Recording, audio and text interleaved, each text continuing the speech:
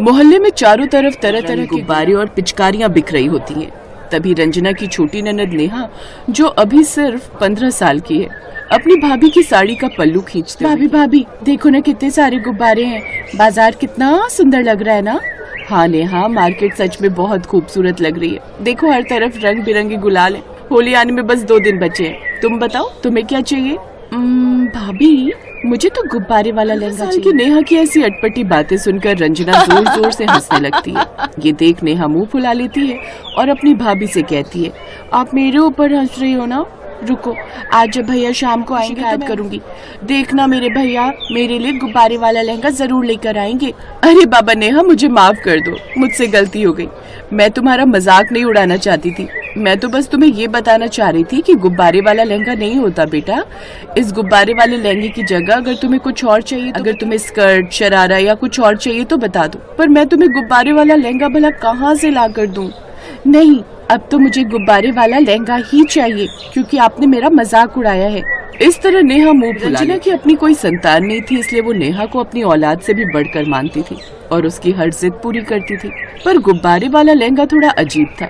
इसके बदले रंजना नेहा को काफी चीजें दिलाती है, लेकिन नेहा अभी भी नहीं मानती और गुस्सा होकर घर आ जाती है। शाम को जब रोहित ऑफिस से घर आता है तो देखता है कि ननद भाभी के बीच कुछ ज्यादा ही शांति है। बाप रे, आज दोनों ननद भाभी इतनी शांत कैसे? मेरा मतलब है, रोज जब मैं ऑफिस से घर आता हूँ तो इस घर में भूचाल मचा होता है, लेकिन आज तो कुछ ज्यादा ही शांति है।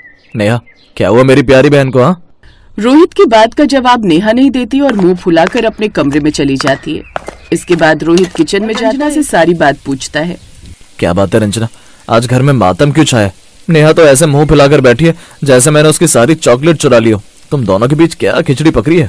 अरे रोहित क्या बताऊं, आज मार्केट गए थे होली की शॉपिंग करने। वहाँ पता नहीं नेहा को क्या सूझा, कहने लगी कि भाभी मुझे गुब्बारे वाला लहंगा चाहिए।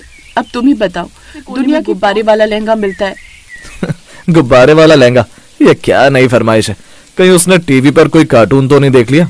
पर तुम हंस दी होगी तभी वो चिढ़ गई है। मुझसे गलती हो गई, उसकी बात सुनकर मेरी हंसी छूट गई और अब वो जिद पर अड़ गई है कि जब तक गुब्बारे वाला लहंगा नहीं मिलेगा वो नहीं खाना खाएगी। रोहित रंजना की बात सुनकर कमरे में नेहा के पास जाता है। तभी रोहित उसके सिर पर हाथ रखता है। ओ मेरी गुब्बारे वाली रानी, तुम्हारी भाभी बता रही थी कि तुम्हें कोई जादुई लहंगा चाहिए। देखो नेहा, लहंगे कपड़े के होते हैं, गुब्बारों के नहीं। गुब्बारे तो हवा भरते ही फट जाएंगे। भैया आप भी भाभी की तरह मेरा मजाक कुछ नहीं सुनना। मैंने सोशल मीडिया पर देखा था, एक लड़की ने गुब्बारों से ड्रेस बनाई थी। अगर आप मुझे वैसा लहंगा नहीं दिला सकते तो साफ मना कर दो, मैं कल से स्कूल भी नहीं जाऊंगी। इतना बोलकर नेहा फिर से चादर ओढ़कर सो जाती है। रोहित बाहर आता है और रंजना से कहता है कि ये मामला गंभीर है। रंजना को नेहा की उदासी देखी नहीं जाती। वो रात भर सोचती है कि अपनी ननद की कैसे पूरी करे। तभी रंजना खुद से कहती है, रोहित तो सो गए पर मुझे नींद नहीं आ रही। बेचारी नेहा, जब वो इतनी उसकी जिद पूरी नहीं की तो उसका त्योहार खराब हो जाएगा। कुछ तो जुगाड़ करना पड़ेगा। अब अगली सुबह रंजना चुपचाप मार्केट निकल जाती है। वो कपड़े की दुकान पर, सजावट वाले की दुकान पर जाती है। भैया मुझे ऐसे गुब्बारे दो जो जल्दी ना फटे और जिनमें रंगीन चमक हो। आज मुझे अपनी ननद के लिए कुछ खास बनाना है। वहाँ से वो बहुत सारे छोटे बड़े गुब्बारे, गोंद, रिबन और एक सादा सफेद लहंगा खरीद लाती और रंजना घर आकर कमरे का दरवाजा बंद कर लेती है। वो नेहा को कमरे में नहीं आने और वो पूरे दिन मेहनत करती है। वो सफेद लहंगे के ऊपर एक एक करके छोटे छोटे हवा भरे गुब्बारे टांकने लगती है।